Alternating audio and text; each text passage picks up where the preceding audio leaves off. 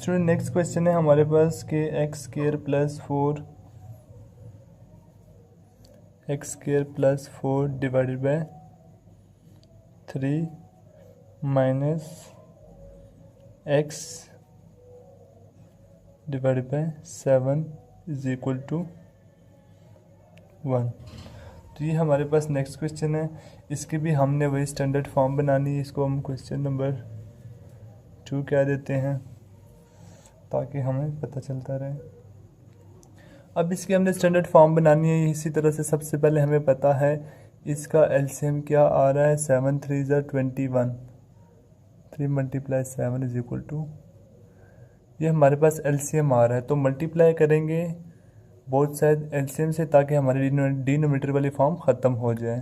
तो 21 multiply X square plus 4 divide by 3 minus 21 multiply X divide by 7 is equal to 21 multiply 1। हमने both side 21 से multiply कर दिया इसको। यहाँ पे हमारे पास जब कटिंग होगी तो हमारे पास यहाँ पे रह जाएगा 27 3 1 3 7 ज़ार 7 1 7 3 ज़ार।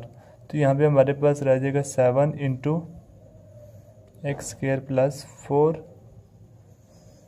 माइनस 3 इंटू एक्स 3x हो जाएगा इज इक्वल टू 21।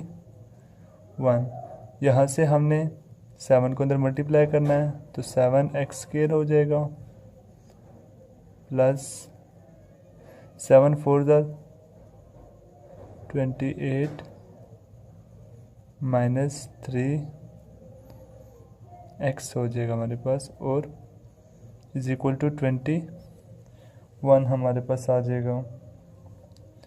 यहाँ से हम इसको जब लिखेंगे x square 7x square minus 3x x वाली टर्म्स, फिर लिखेंगे प्लस 28 और माइनस 21 इज इक्वल टू 0।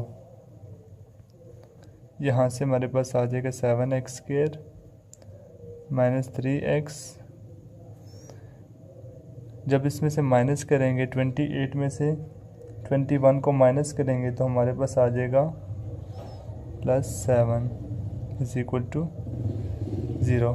तो स्टूडेंट्स आप देख रहे हैं हमारे पास स्टैंडर्ड फॉर्म बन गई एक एक्स स्क्वायर वाली टर्म्स, फिर एक्स वाली और बगैर एक्स के। तो ये हमारे पास स्टैंडर्ड